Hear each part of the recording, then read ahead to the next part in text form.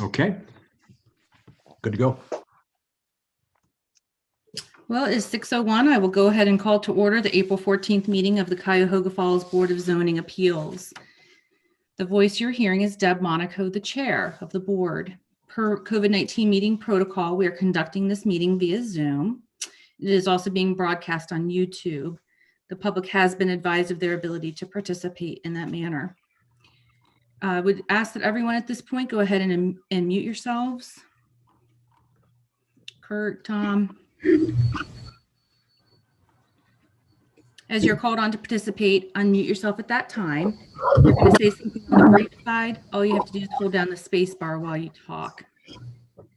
It is important that we only have one participant speak at a time so that we can create a clear record. Also, for this purpose, if you would kindly mute your cell phones or anything else in the background that might make noise. Per the bylaws, the meeting will proceed as follows. I will take roll call, and then probably I will go ahead and read the file into the record, as our secretary does not seem to be on the Zoom call this evening.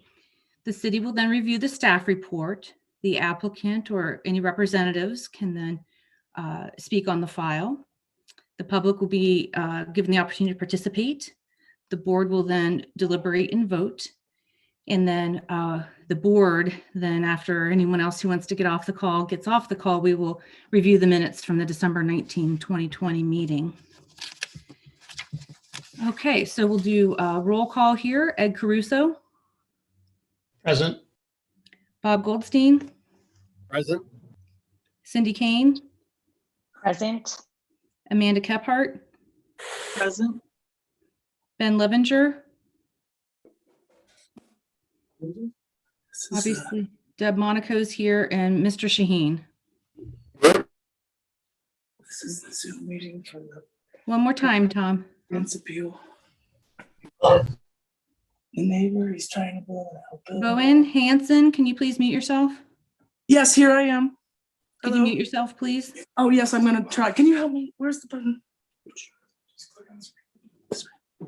Got it. Thanks. I don't have my glasses on. Tom, we did not officially hear you. Here. Okay. While we get started, maybe you want to log out and log back in, because I suspect we're going to have a problem with your audio. For the record, then I'd also like to point out that Adam Paul is participating. Adam, is your title still senior planner? Technically, I'm the interim planning director. Very good. And Lori Jones, an administrative specialist with the city. So what I will do then, still not seeing our board secretary. I will. Or Lori, do you have it handy on your screen to read the agenda item? Yeah. Lori, first- I can do it. Okay, Cindy, go ahead. Thanks, Cindy. Area variance, VAR-21-00006. Area variance, applicant Michael Horton has applied for an area variance at 1728 Deepwood Drive on behalf of owner Kurt Forstoffel. The request is to construct a residential addition on the rear of the property that would not exceed maximum that would exceed maximum lot coverage standards and may not meet minimum setback requirements. The zoning is R3 suburban density residential, table 1132-2. Residential lot and design standards allow for a total surface coverage of 35% of lot or 4,300 square feet, whichever is less. The proposed construction would exceed allowable square footage. Table 1132-2 also requires a 40-foot rear setback for principal buildings. If attached, the addition would not meet this requirement.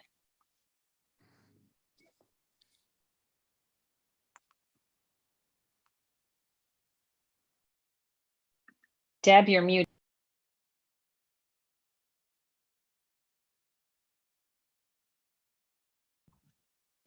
Do any members of the board have a conflict with this item? We need to start with election of officers for this year on the agenda.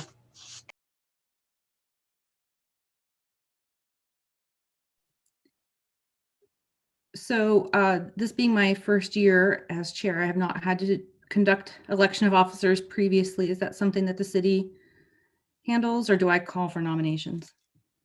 You call for nominations, and you can nominate the same board as last year. You can nominate different people individually, however you want to do it.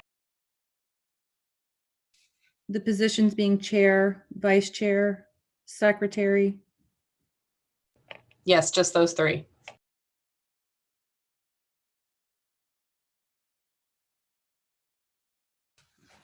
Okay, at this time, I will take nominations for chair, vice chair, and secretary.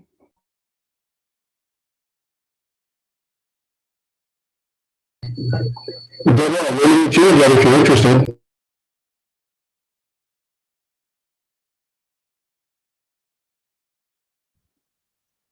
Tom, we couldn't hear you very well.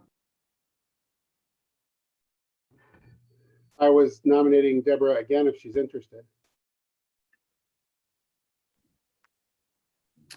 I don't have a problem doing that, but if anybody else is looking for a turn or like to improve meeting protocol or whatnot, not offended if anybody else would like to take a turn. Hey, Amanda, would you like a role? I'm happy to help if people would see an opportunity to help. I think Amanda would make a great secretary. I nominate Amanda for secretary. Does anyone second Deb as the chair? I second Deb as the chair. I will second Amanda as the secretary. And then nomination for vice chair. I would nominate Cindy Kane if she's willing and able.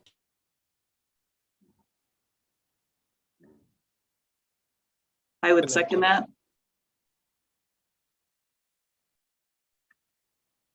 Can we vote on these as a block, please? Yes. Do you accept the nomination, Cindy? Yes.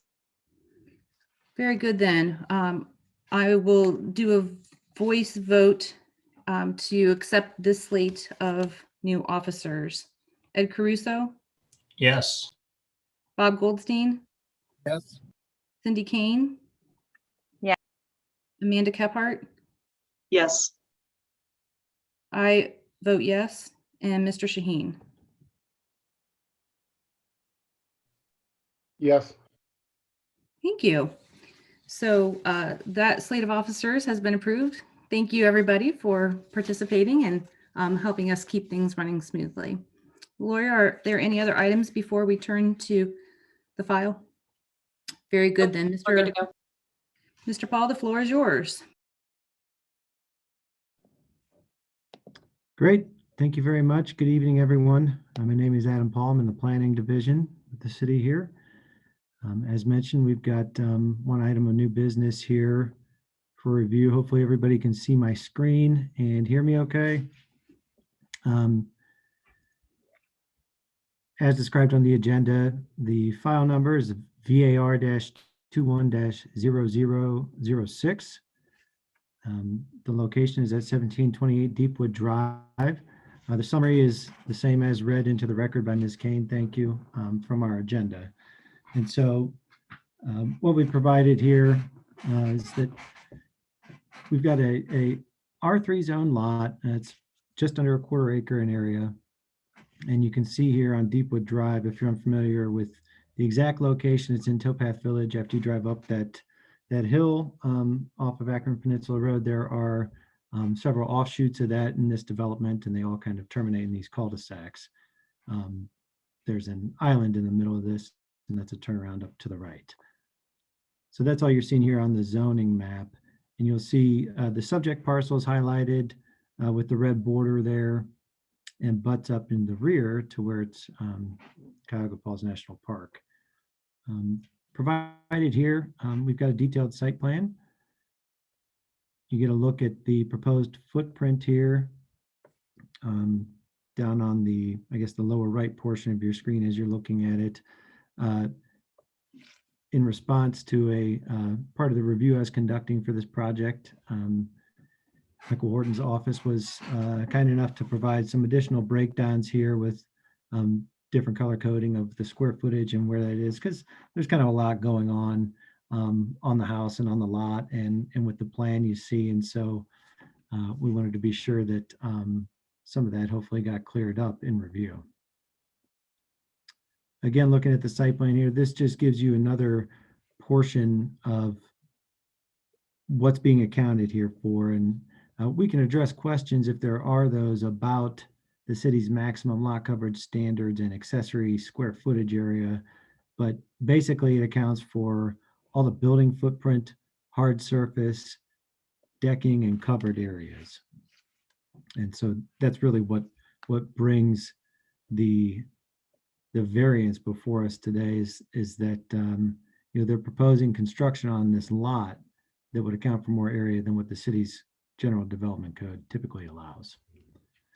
You can see within this also, I wanted to provide a good image they had of the floor plan, because it shows you it's a studio space. There's a fireplace in it, a closet, a bath, and if you made sure you read through the project narrative submitted by the applicant, which I also included in the staff report, they had previously had a kitchenette here, and we had some additional concern and conflict with the code with respect to that in terms of how we define one dwelling unit. And this R3 zoning designation supports only single family dwelling units. And so when you have more than one kitchen in these facilities in another area, particularly detached, that would be considered what we call an accessory unit. And there was an issue with that. So they did go back to the drawing board and take that out. This gets on to that point. I don't think we need to read all of this again verbatim, but I'll just try to point out some of the key portions of the submittal. And then of course, if the applicant and property owner wish to make some additional comments or elaborate further, they can do so. But you can see that the proposed addition here is suggested to be used for meditation and exercise. Their concern is that connecting the house at the first floor would interrupt the layout of the living room and make the existing house appear, according to them, to be much larger, particularly from the street, and require the property owner to demolish a significant amount of existing deck to the rear. There's a substantial deck on the rear of the house, and they further go on to suggest that the reason for that, or in part, and why they're applying for a variance with a hardship due to it, is because that accounts for their outdoor recreation and accessory space, is the decking, because of the steep topography back there. So they suggest if the site were flat, a significant amount of accessory deck would not be required, and they believe there's an element of practical difficulty related to that. So as we do with all of these, and as you're all familiar, we review these to the same criteria, and that's straight from our code. And it's subject to each specific individual case and lot as they come in. Area variance being area in this case of how much of the lot can be developed and how close it would be to property lines. Those are very standard things, size and use of structures and proximity to property lines that we consider for review every day here. So in this criteria, development of the property in accordance with the standards of the current or planned zoning could not occur due to unique physical conditions on the property. And the shape of the lot is, and that should say not, that's a typo, but is not asymmetrical. That's true of any cul-de-sac lot normally. They're pie shaped. And they actually have another slight angle to the left side property line, left one facing from the street. And this is true of a rear addition could be built on the same footprint or all of a portion of the sizable rear deck. I don't believe that precludes them from development of additional living space, because there's been usable space constructed into that topography now. And in fact, it looks like it's being proposed to be built into it more. And so I don't think that the topography off the back or the shape of the lot per se is restrictive in terms of how they could gain more livable space. Review criteria B, granting the variance will be consistent with the purposes of this code and any specific intent sections of the zoning regulations. The table as referenced establishes maximum coverage areas to include constructed and covered deck areas. Minimum setbacks are also established with respect to neighboring property owners and to provide adequate separation for structures and uses. Planning staff also has concerns, and I mentioned this a little, and again, they went through a revision to take a portion of it out, but regarding the potential use of the space as a separate dwelling unit than that of the principal structure.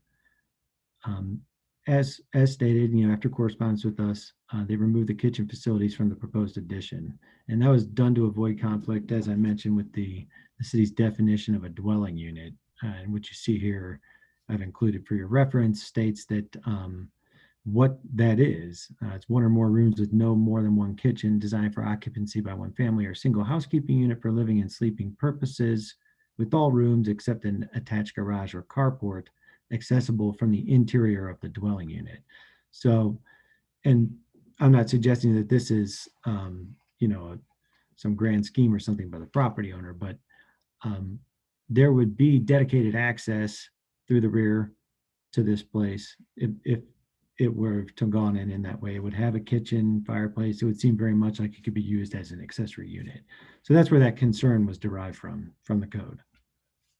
Moving on through our review criteria, C, the difficulty cannot be alleviated by some method feasible for the applicant to pursue other than by a variance.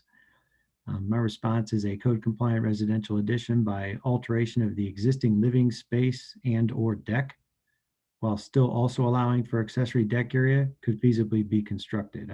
I think that if you look at the aerial view and the amount of decking that's there, you could reasonably expect that a residential addition could be built into the rear of that. I mean, we fairly regularly see or field requests about enclosing space off the back of a house, where there might be existing decking or a covered awning or something, and creating a 3-season room or putting a bump out on, adding a bedroom, things of that nature. D, the plight of the owner is due to unique circumstances of the property and not to general conditions in the neighborhood. Unique circumstances shall be evaluated according to the following.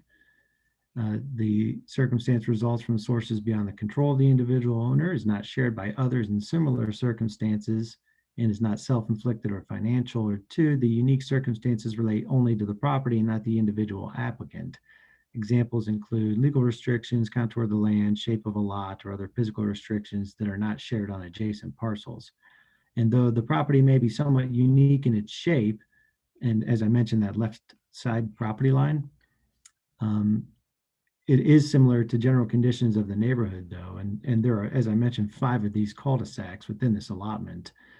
Additionally, the other lots at the end of Deepwood Drive presumably have similar topographies to their rear, and there appear to be substantial decks in the immediate area.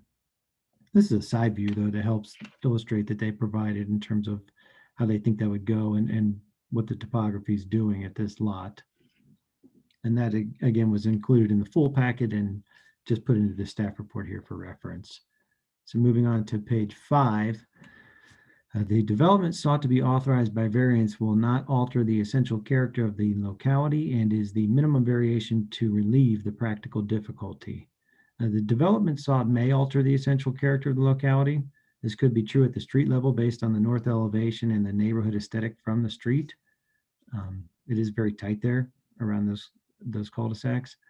And this could also be true for adjacent property owners that wish to take advantage of the same natural views currently unimpeded by additional building space. Again, an elevation view provided here. This would, of course, have some other elements to it. There's landscaping, the addition portion or accessory structure would be set back further than where the front of the house is, as you see it here. So not a perfect rendition of what you might end up with, but it's here for illustrative purposes. Review criteria F. The variation is not substantial in relation to the requirement and will not have any adverse effect on services or adjacent property. The variance request is not substantial to the maximum code allowance for a suburban lot, which goes all the way up to 4,300 square feet, and it's tiered based on the size of your lot, as is all that section of code. But the request does exceed the 35% area of the 0.24 acre lot, and hence why we're here. These calculations are often generalized and can be difficult to account for. You know, it's hard sometimes to get those precise measurements to make sure that every covered awning that's over 3 feet extended from the building is accounted for, that all the hard surface is included. And so it's not always an exact science, but you know, we do have, based on what they submitted, I think good information, and that the maximum would be 3,659 square feet, and the plan shows a total coverage area of 4,285 square feet. The request to have an addition at a 25-foot rear setback is substantial in relation to the 40-foot requirement. I think they're going to spend some time talking about what their preferences would be, and why, you know, there's potential for their request to be attached to the house or detached. I think both are problematic, and being attached, the principal structure is not supposed to exceed that minimum rear setback. And if it is part of the principal structure, it would. And so that would be a substantial variance to 25 feet as opposed to, 25, not the 40-foot requirement. So the request to review the proposal as a detached accessory structure would be problematic on multiple fronts, as I mentioned. You know, when considered in combination with the attached garage area per our code. And I know that you sometimes struggle with that as a requirement in the code, but that is what it states, that when you have attached garage area, that counts toward all of your overall accessory square footage, meaning for outbuildings as well. So that would be exceeded. And then, as previously stated, concerns for the potential of it being an accessory unit. Detached would not meet other section of code requiring that it be a minimum of 6 feet from the rear build line of the structure. That is probably something that's a carryover from building code, but it gives proper separation from structures in the event that there's a fire or something that breaks out. So on to the next criteria, G, whether in view of the manner in which the difficulty arose and considering all of the above factors, the interests of justice will be served by allowing a variance. The interests of justice would not be compromised by denial of the variance in my assessment. So mitigating factors or alternate design would simply be to construct a residential addition or alteration over the existing rear deck footprint and maintain accessory decking that meets the maximum lot coverage standards and setback requirements. So staff conclusions and recommendations, now down to page 6 of our staff report. Staff review concluded the existence of a somewhat uniquely shaped lot, but one not uncommon within its immediate locale. The staff review concluded that minimum variation from the code to support granting of a variance or multiple variances has not been established, and that multiple conflicts with the City of Cuyahoga Falls General Development Code are present.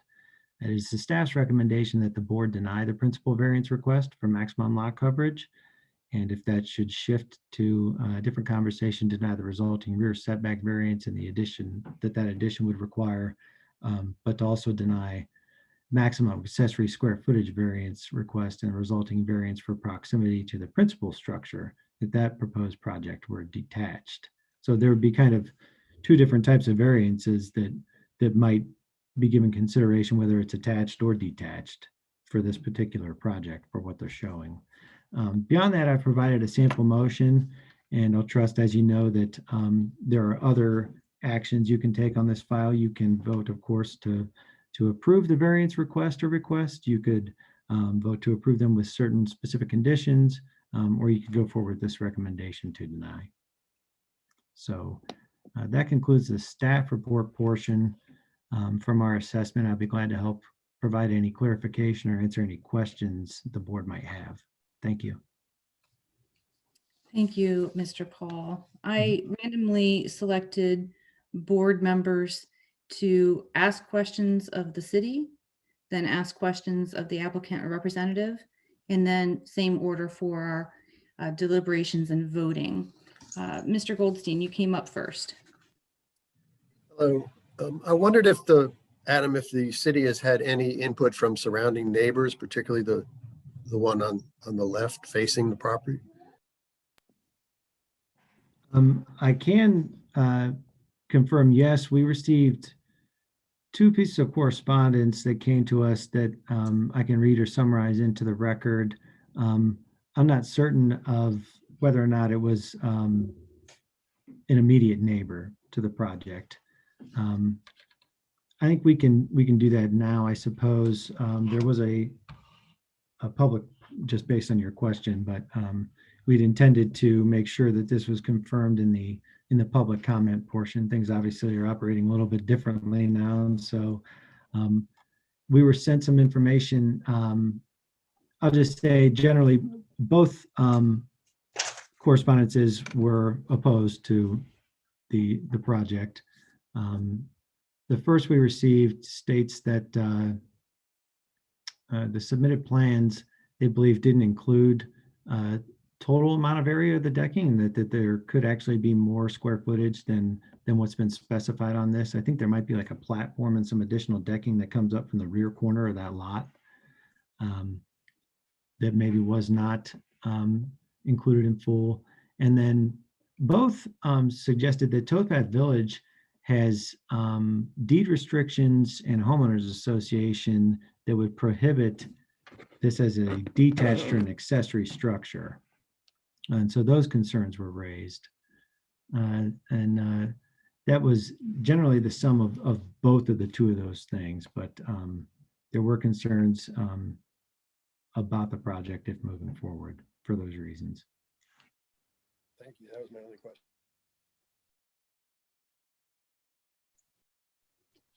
Ms. Kephart? I do not have any additional questions at this time. I do not have any questions for the city. Mr. Caruso? None for the city. I'll withhold the rest of the comment. We seem to have a lot of people here to speak on this. Ms. Kane?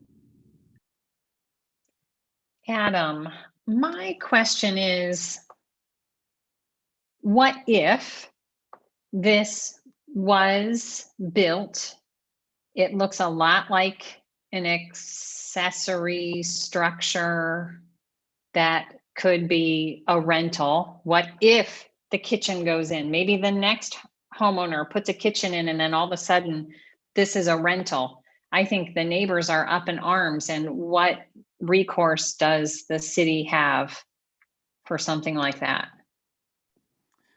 Right, that is expressly the reason for the initial concern and why that particular part of the proposed floor plan was taken out. But with the plumbing fixtures there, it wouldn't prohibit somebody from just doing it. And again, I'm not suggesting that's in part of the design here, but your concern was the same in this office.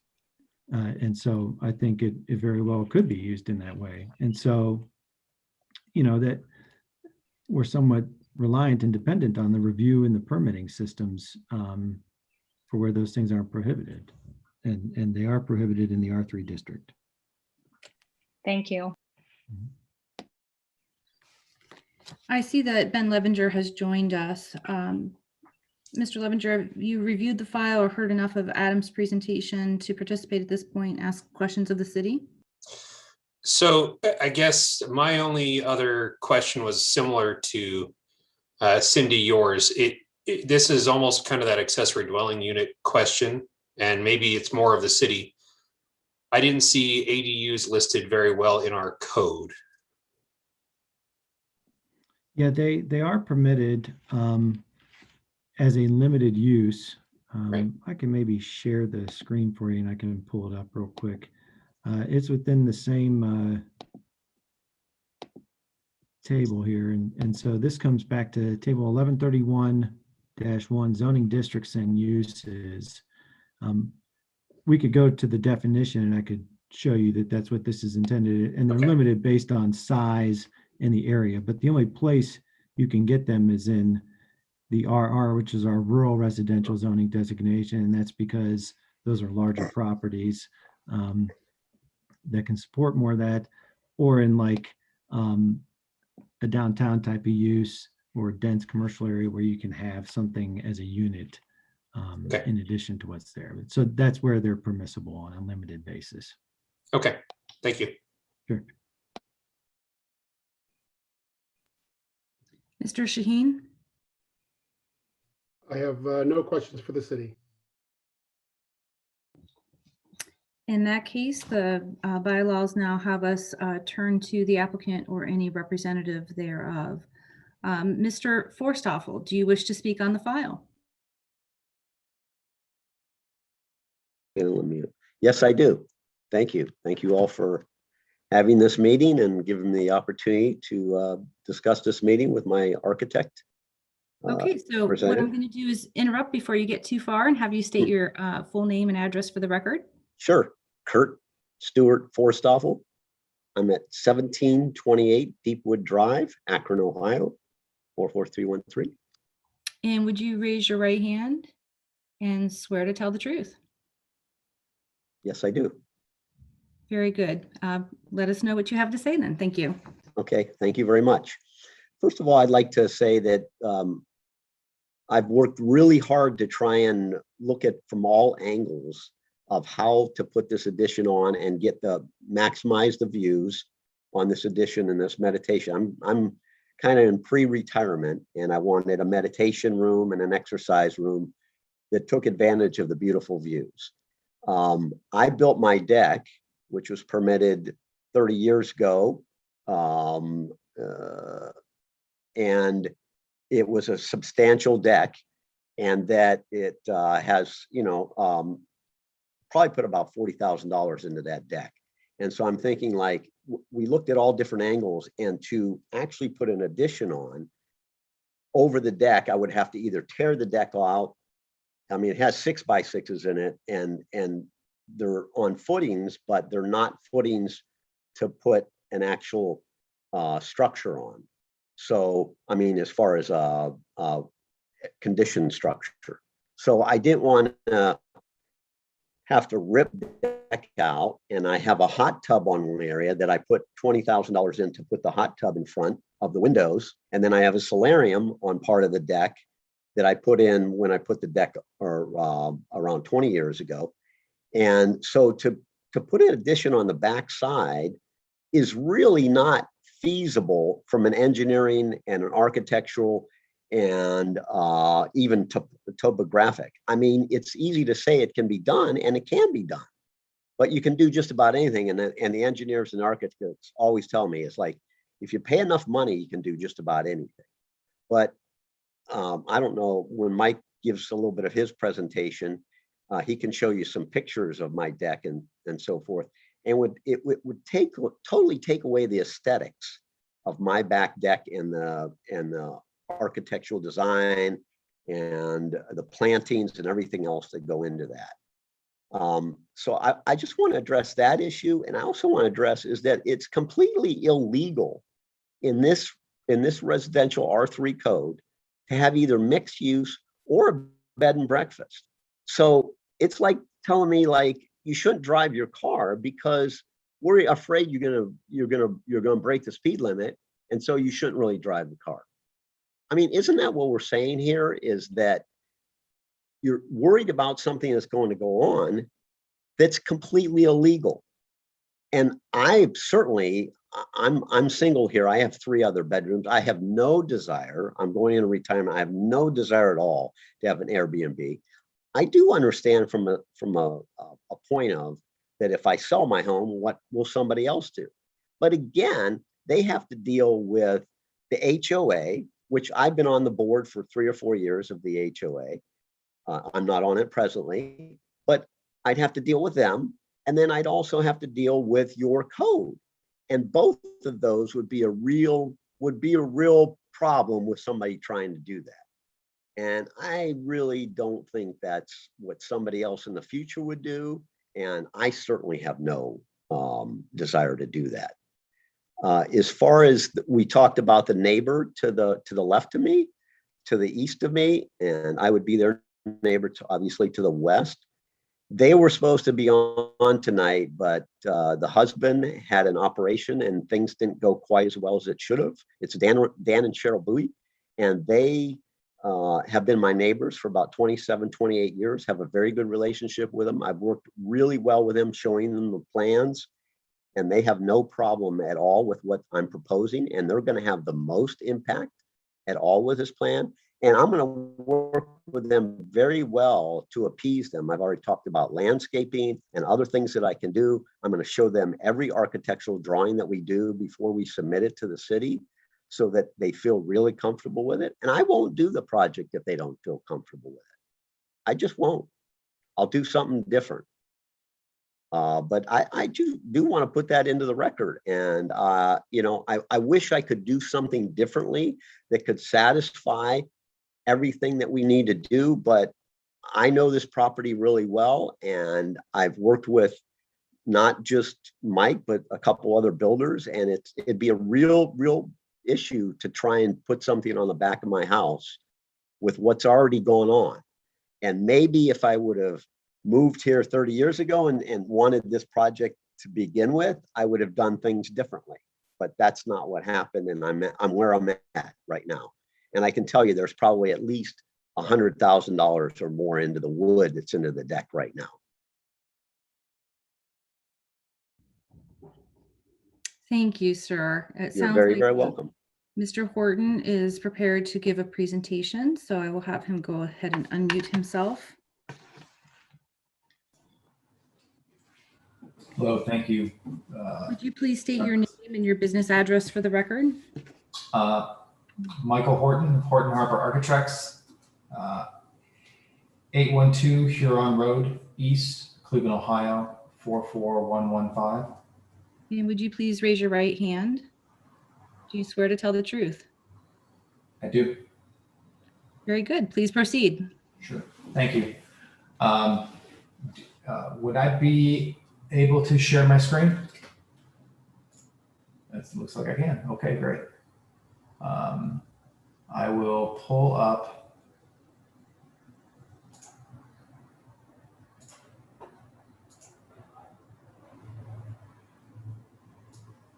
what we have. Okay. Can everyone see the screen? Yep. Okay. So in addition to the comments Kurt has made, I'm going to run through the plans that were submitted, and I will note if any additional notes were made to them. But as Kurt had mentioned, we originally began discussing this when he was interested in constructing a detached structure for a meditation space, and we walked the property and we looked at some of the challenges and why we why we're kind of here today. And I'll do my best to walk through that in hopefully a straightforward manner. And we'll get into the discussion, as Adam Paul had mentioned, between the structure itself and some of the challenges and benefits to attaching it or detaching it, and then hopefully get into a more fruitful conversation with the board, I hope, as to some of the intent of some of these variances and explain why we've exceeded some of those maximum allowances. So here is that same site plan, but just showing you some views from the street. I think it's good to get a little bit of context with some actual photographs. I know that I think our plans were fairly developed in terms of the actual site plan and the floor plan, but they were a little bit more generic intentionally as far as the exterior elevations were concerned, because we haven't really gone too far to design this architecturally at this point. We're really trying to wrap our head around how this impacts, how it's impacted by the zoning code. And before we take spend too much of a substantial investment into the design. We really want to make sure that this is something that the city is comfortable with. So here's a view from Deepwood, from the street. And you can see that, from where this photograph was taken, where the actual exterior wall of this proposed structure would be over 100 feet away. From the property line, that exterior wall is about 72 feet. And you can see here, if my cursor is visible, I think it is, here is that chimney of the existing house. And that chimney is just right here behind that oak tree. And you can also see it here. And, this structure doesn't even begin until beyond that. So, just to give you a reference point of how far back this is, and, if there was any question of how much of a visual impact this is going to have from the street, I hope this provides some clarity to that. This next page, we'll start to look at some views of the backyard currently. So image 1 here at the top is a view of that deck. And as Kurt had mentioned, he's put some time and significant investment and a great deal of care and attention to that deck. To actually get to that deck, although it says the top of bank is this line right here, you do have to walk up a few steps just to get to this deck. So, the topography does start to drop. You can see here to the left, it starts to drop before you even get to the back of the house. And so that deck is certainly necessary in order to have any usable outdoor space in the backyard. And that is a reason why it is so substantial and so large, because without it, there wouldn't be any yard space. The second photograph is just an image of the backyard. It's beautiful. It looks onto the Cuyahoga Valley National Park. But I think maybe what's more telling about this photograph is that it doesn't look into anyone else's backyard. It doesn't look into anyone else's side yard. It looks into a space, an area that will not be developed. So those were some things that we took into consideration before we put any pen to paper. This next view here, you've got two views kind of looking at the same location. So at the top here, we're inside Kurt's living room, and we're kind of looking outside to the deck. And then on view 2, we're looking outside from the deck toward the living room. And so there is an existing hot tub here on the deck. To the left, which you can't really see, there's this existing solarium that was constructed at a later date. But these images that you've all just looked at were kind of our starting point for the design process. It was our point of departure to say, there's an interest in creating a structure, specifically to have that structure be detached so as not to have to tear out some of this existing construction. In addition to that, although it really can't be seen, but over here, this is where your kitchen is to the left. So if we did construct an attached addition on this side, it would block all of the natural light that would go into that kitchen.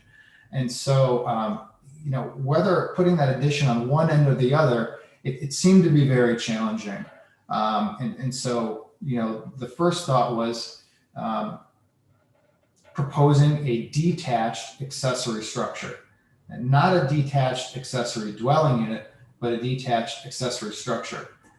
It does just so happen that within that detached structure, there are some amenities that could give the impression that this would be some kind of separate dwelling unit, but that was never the intention. So here, as you've looked at before, is the interior of that conditioned space, and we've color coded a little bit just for clarity. but that interior studio space and that meditation space would not only have a fireplace and some shelving, but it does have a full bathroom, and that's primarily for convenience. Be it that it is detached from the existing structure. And some of that also has to do with the fact that there's not a full bath on the first floor. And it was a desire of Mr. Forstoffel's to, should that be something that he would want to do, he doesn't have to go up and down the steps. As he's mentioned, he's lived there a long time, and it's more for convenience than anything.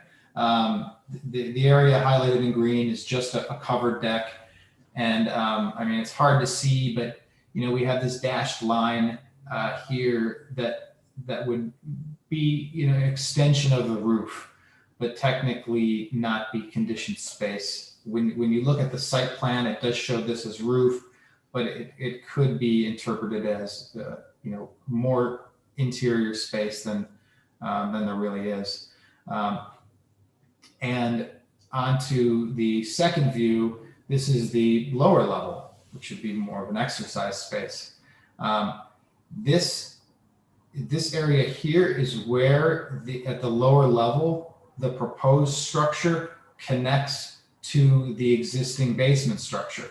Now, originally when we proposed this to the city, and we reviewed it with Mr. Paul, he did express his concerns about this being interpreted as an accessory dwelling unit. And so although we're here to discuss this as an addition, I hope that we can in tandem discuss this or talk about this as a detached structure, because this was really done or attached at this location because we wanted to convey to the city that it is not Mr. Forstoffel's intention for this to be any sort of rental or any sort of Airbnb or accessory dwelling unit.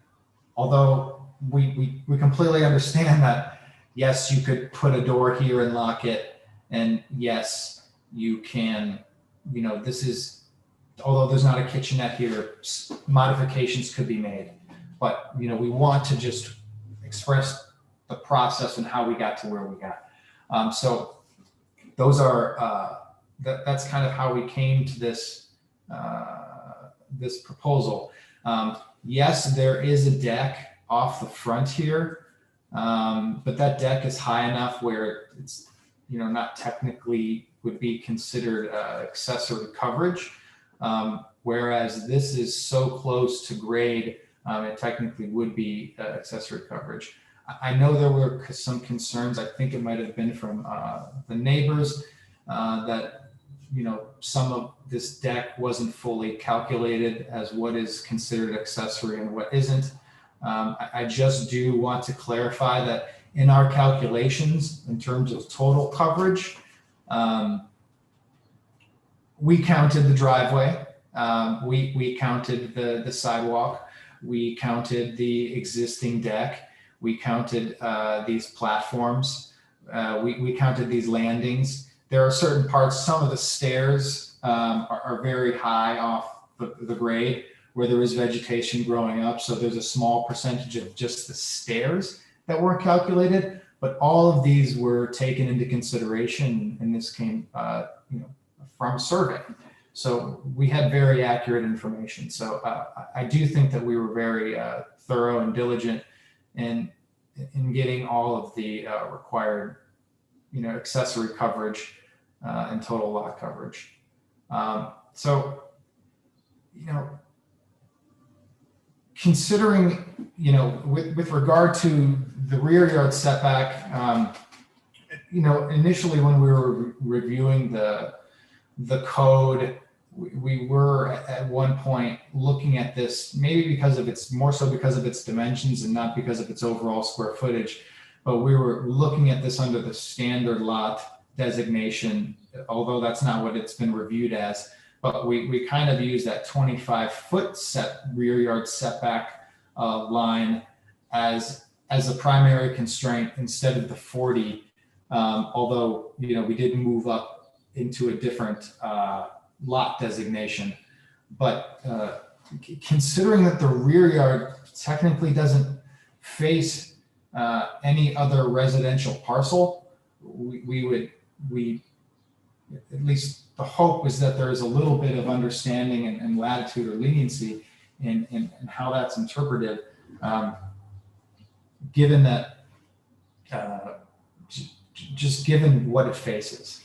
But as Mr. Paul mentioned, we did originally have this as an accessory structure. And so even if this was detached, this rear yard setback would not be an issue anymore, but there would be, it's no longer, you know, we are less than 6 feet away from the back of the structure. And that's because of the existence of this solarium, which was put on at a later date. And so we used the corner of the existing structure and we placed it 6 feet back from that. And at the end of the presentation, I just wanted to kind of discuss what the intent is, the zoning code intent to have that minimum 6 foot. I think Mr. Paul mentioned that might have been something that was carried over from the building code. And so we still think that this does meet the intent of the zoning code. One, because it's 6 feet back from this corner, and it's also off to the side. So we're over 16 foot away from the solarium, which does kind of set the rear building line. However, we are 6 feet back and 4 feet over from this existing structure. So just something that we wanted to point out because we thought it was pertinent in the analysis of this project. Here's that north elevation again. I think that the photograph is a little bit more telling than the drawing. We did think that, you know, we masked this a little bit generically when submitted. So we just added, again, very little detail, some additional detail to this structure, and just kind of put a human scale into there. And then the actual portion of the building that would actually just be a raised planter or seating, we just dashed that in because it's technically not part of the habitable structure. But again, if you're standing on the curb, you know, and you're looking at this wall, it's about 80 feet away. So sometimes these drawings are a little deceiving. Here's another view from the side. You know, as the grade starts to drop, I mean, it's telling in a few ways. One, it shows how significant that drop in grade is and how unusable that rear yard is without the deck. But it also, you know, does make this structure feel a bit larger than maybe it, you know, really would be from the street. I mean, if there was a flat lot here, most of this lower area would be a basement anyway.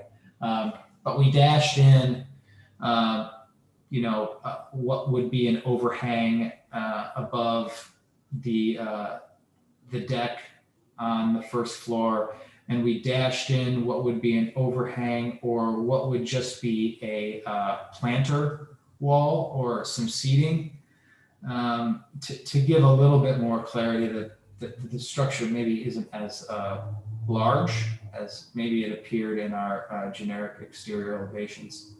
And, you know, then this is just a kind of a view.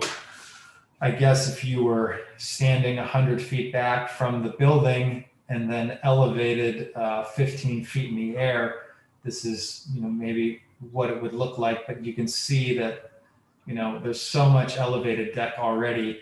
And to add any sort of structure, whether you're adding the structure that's being proposed or you're adding a shed, to add any sort of structure back here would require additional structure going down. And so the thought from Mr. Forstoffel was, can we take advantage of that? Take it, utilize it in some way instead of just having it all be structure. So that's kind of where we started and how we got to where we got. But I do think that if we did construct in addition within the existing deck space, I do agree with Mr. Forstoffel and that it would be very difficult. It would be incredibly difficult, which is why we kind of started looking at this as a detached structure. And so, I'd like for you to take that into consideration. Not only is this significantly far away from the street, there's no neighbors at the rear. There is very little usable rear yard. And so, whatever is constructed here is going to require some kind of accessory or lot coverage variance, because there really is there's no usable backyard. So I do think that, although some of the parcels in this neighborhood share the same configuration and they also have a sloped back deck, that doesn't necessarily seem reasonable to not grant a variance for something, for a proposed structure or an addition, just because they did need a deck in order to have usable square footage. Because all of this deck space, or arguably most of it, if not all of it, is only required because there is no flat land in the rear yard. So I guess I'll stop there and leave that open for questions or additional comments. Yeah, why don't you go ahead and leave your screen up then, in case you want to refer back to anything. So in the order previously selected, Mr. Goldstein, do you have any questions for Mr. Forstoffel or Mr. Horton? I have no questions. Thank you. Ms. Kephart? I do not have any questions at this time. I do not have any questions myself. Mr. Caruso? Couple questions, yes. I can't make out the side yard setback. What is the distance from the side property line to the proposed building? 5 feet. And just to clarify, we're calling this a detached structure, even though it is technically attached by a hallway? Well, I guess originally this was presented or submitted to be a detached structure. There were concerns about this being interpreted as an accessory dwelling unit. And so we then connected it at the lower level, so it technically would be classified as an addition, and in the hopes that it conveys to planning staff and the board that there was no intention for this to be an accessory dwelling unit. However, when discussing this with Mr. Paul, we said, can we submit this to the Board of Zoning Appeals as both attached or detached? And he said just submit it as one or the other, but bring to light that kind of both of these are being considered. And that's why under his review, he sort of toggles between the two, but it was formally submitted as an addition, but his write-up touches on the variances associated with both this as a detached or attached. And so, if there's any thought about the pros and cons of either, I guess we'd be interested in hearing any additional opinions. Thank you. Sure. Ms. Kane, No question. Mr. Levinger, No questions. Mr. Shaheen, No questions at this time. okay, then, moving forward then in our order of events, this would be an opportunity for members of the public to voice any thoughts or opinions. Do we have anybody from the public who wishes to speak on this matter?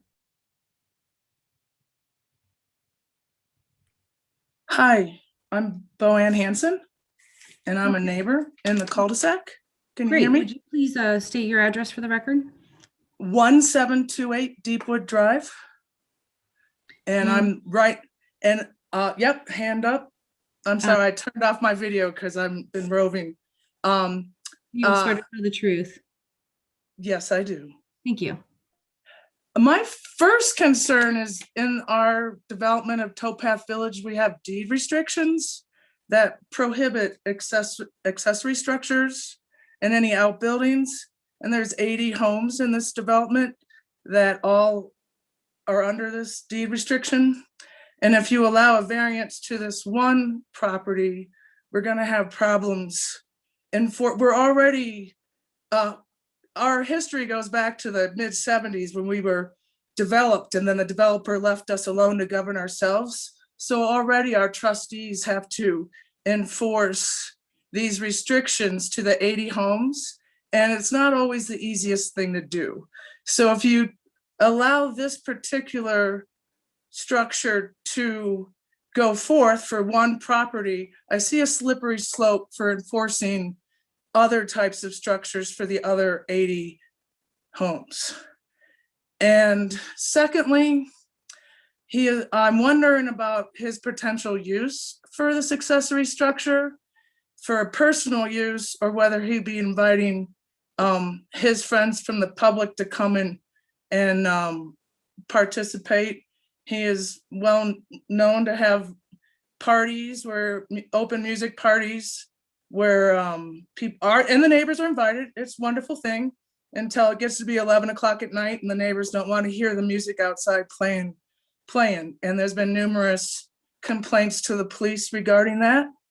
And then also I'm wondering about his claim about not being an Airbnb, because I kind of think not too long ago his house was listed on Airbnb, but I have no facts to that. But as a neighbor, I am one property over for him. I have noticed that sometimes he may co-share his living arrangements with other people not in our neighborhood. And that doesn't seem like he might give lip service to abiding by the law, but he likes gray areas. Like, are we going to call this an attached structure or a detached structure? So that's all I have to say. Thank you for your time. Thank you for participating. Do we have any other members of the public who wish to speak on this matter? Yes, my name is Jeff Gibson. I would also like to comment on this. And what is your address, please? 1727 Deepwood Drive, Akron, Ohio, 44313. Would you please raise your right hand? Do you swear to tell the truth? Yes, I do. Thank you. Please proceed. My main concern about this is, actually I have several concerns, is that when Kurt has his parties, both sides of our street are just jammed with cars. And I'm concerned that some of these people are going to find it very convenient just to spend the night in this new facility and not have to worry about getting home. The other concern I have is Kurt has a business that is called Dance Your Soul. I'm concerned that he's going to take this business and convert it into his home, so that the people that come there, again, can just spend the night there or longer and not have to deal with with the consequence of maybe drinking too much and leaving that night. So I'm not really sure that the purpose of this room is being spoken at with truth in mind. That's it. And thank you. Do we have any other members of the public who wish to participate?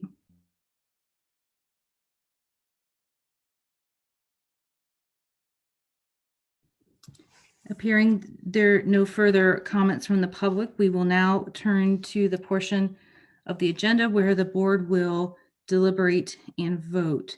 It is our procedure that on the first pass, each member of the board will give their thoughts in terms of the variance request, the factors that are in the code that we are to consider, and then give their preliminary position in regards to the variance request. In the same order as previous, Mr. Goldstein, you're up.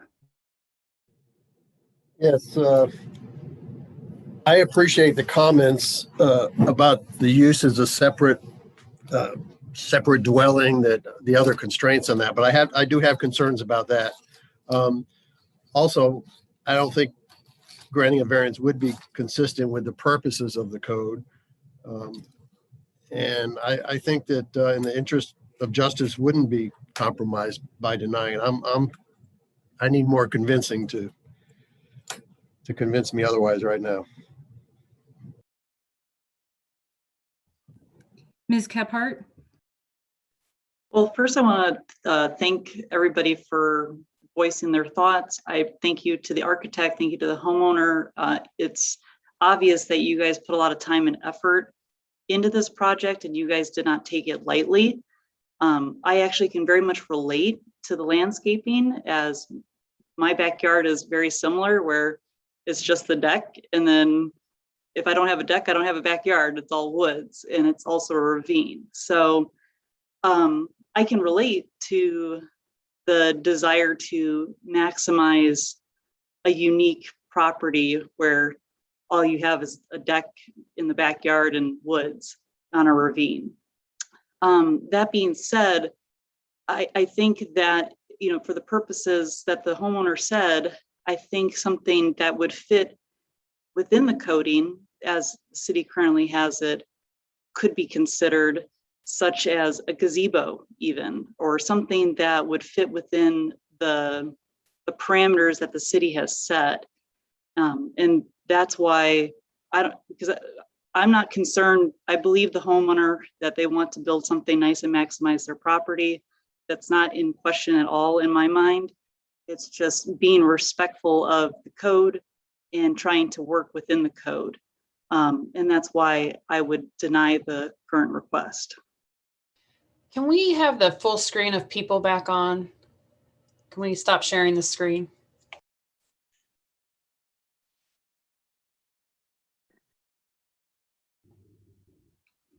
I am up next. My thoughts are that Mr. Forstoffel, you have a lovely property. You've done a fabulous job maintaining it, and really appreciate the fact that you are considering investing further in your property and essentially beautifying the neighborhood potentially, and take, you know, greater investing in our own city. You know, listening to the variables that we are to consider, I do believe that the percentage of the request, the coverage percentage is too great. The setback request amount is too great. And I don't believe the factors in the code mitigate the problems presented. And so I'm not in favor of granting the request at this time. Mr. Caruso.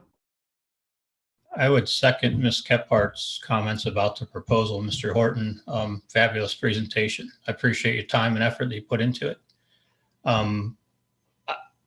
Either way, whether we call it an attached or detached structure, it requires too much of a variance request in my mind. It requires significant stretching. It's far too large of a structure for what the code permits. It's in my mind, not reasonably close. We can't even say it's 5 or 6 or 8%. It's significantly larger. I appreciate the comments from the residents. I'm not here to judge whether he rents it out as a home Airbnb. That's out of my purview. But I am very concerned that the neighbor next door, while they might think they don't mind it, when they sit down on their deck and look up at that wall, they might have a very different perspective. And it's our job to make sure that we respect that. And that's why the code's there. So I wouldn't be in favor of it. Ms. And Kane. I just want to go on record that I've never, ever listed my property on Airbnb. Never, ever attempted to list it on Airbnb or rented it out. I just want to make sure I go on record to that because that's total falsity. And I do have another company called Dance Your Soul, which leases from the natatorium, leases space from the natatorium to do that event every Sunday up until the pandemic at the natatorium, and was being done for over 4 years, maybe 5 years at the natatorium. Never once have I had one here, and nor do I ever intend to have one here. So it's a little skewed. I'm a little disappointed in our neighbors for not checking their facts or really coming forthright with what they're trying to present, because it's total falsity. Okay. So I just want to make sure I go on record on that. Actually, Mr. Forstoffel, I really appreciate that. And I think that's very fair for that to be on the record. We'll turn to Ms. Kane now. I am against the proposal for all the reasons that have been stated. In fact, the one thing was, for me, the views from the neighboring property. You're building this additional huge structure, and their view is absolutely going to be changed. And that I could just imagine, okay, we do it here, and now we're doing it in all potentially other areas. I think there's not a compelling reason to say yes. Mr. Levinger. A parcel is a hardship for an individual parcel owner. However, covering your parcel with a larger deck or with other structures is a personal choice. And if that means you have to remove portions or segments, that's a personal choice you have to weigh yourself. I don't see there being enough just cause to allow a variance for extending into your easements and your setbacks because your deck is there and your site constraints are there. So I will not be in favor of that. Mr. Shaheen. I agree with Ben also and Ed. I just think it's a little too much. I know it is very difficult for an HOA to enforce these kind of issues. So I think it does open up a Pandora's box of what other people might do. We have that issue here in my neighborhood with just the 20 homes here, but many are on ravines. And it is very, very hard. If the city approves something, the HOA has very little strength to go against anything. So I just think it's a little bit too much and would welcome maybe something different. I appreciate the time and effort he did put into it. It's beautiful, but I think it's just a little much for the property. So I would be against it. At this point in time, then, it would be time for us to have a motion. Excuse me, would I be able to speak prior to the motion? This is Mr. Horton for the record. Thank you.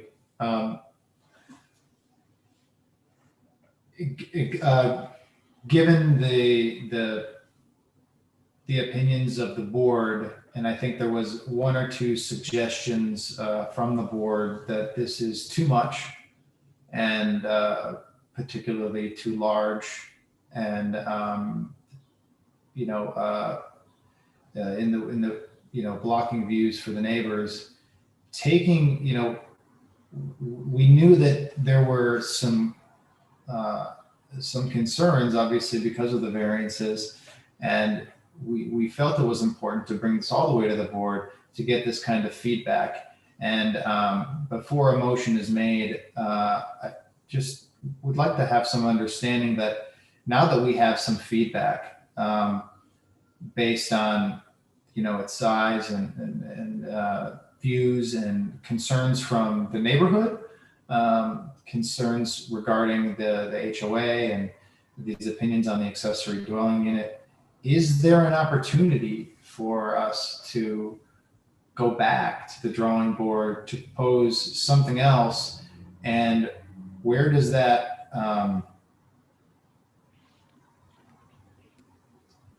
depending on how the board makes their motion, how much latitude do we have to come back with something different based on a particular type of motion that is made? I think Mr. Paul is probably best positioned to answer that. Sure, thank you. I think that if you can come together with something that's a code compliant project, obviously you can apply for it, but there's a limitation on reapplication for variance unless it's a substantially different plan or there's some other type of, very compelling information that makes what has been seen here different. And so you're limited on reapplication to that for 365 days. So as being substantially different, if we were able to remove one variance or two variances, but you had mentioned for certain instances, the variances aren't, some of those variances you said would not be considered significant, others would be significant. So for example, if a significant variance were able to be removed, is that substantially different enough?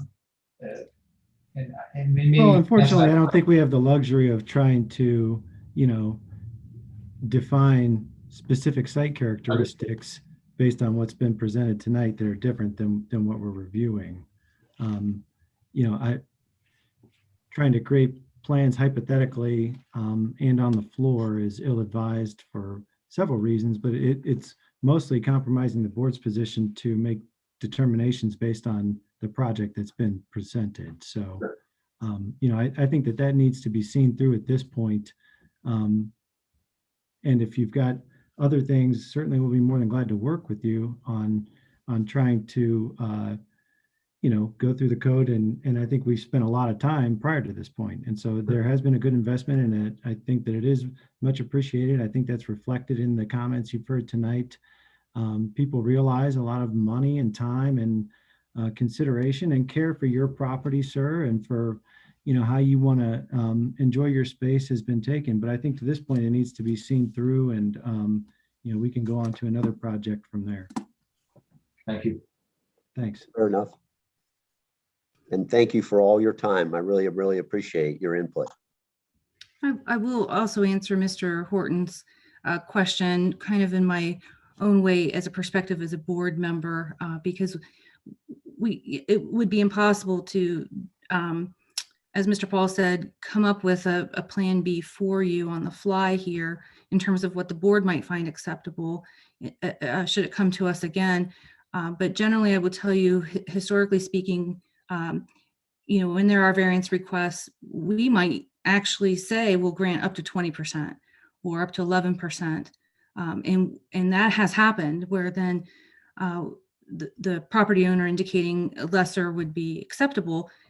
We have actually been successful in granting a request for lesser than what was asked for with the board members weighing in. But what I heard here tonight is on both requests that they were too far off the charts from the code to even try to find a lesser percentage or setback request. So just from a historical perspective, that's kind of how the board has operated in the past. So at this time, I do think we are at the point where we are ready for a motion to be placed on the floor.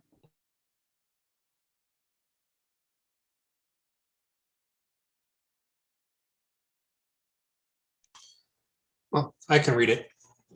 I make a motion to deny the variances from the requirements of tab 1132-2 to allow an addition or detached structure exceeding maximum lot and or necessary square footage requirements and any setback variances that would be associated with development as depicted on file variance 12 or 21-00006 at 1728 Deepwood Drive.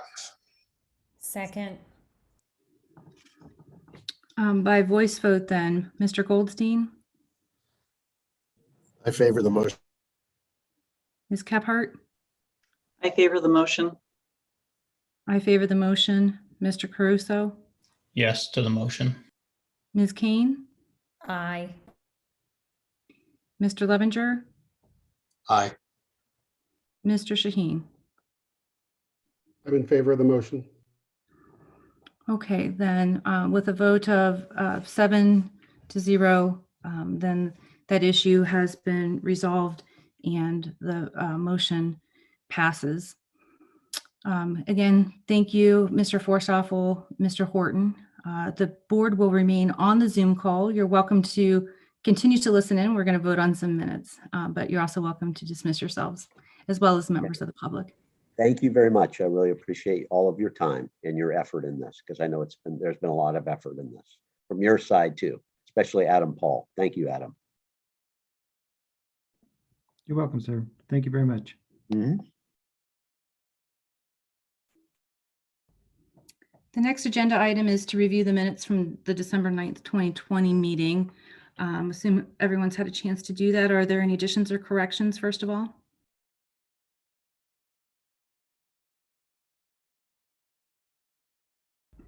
I move to approve as submitted. I'll second that. Mr. Goldstein, I'm in favor. Ms. Kephart, I'm in favor. I'm in favor. Mr. Caruso, Yes. Ms. Kane, Aye. Mr. Levinger, Aye. Mr. Shaheen.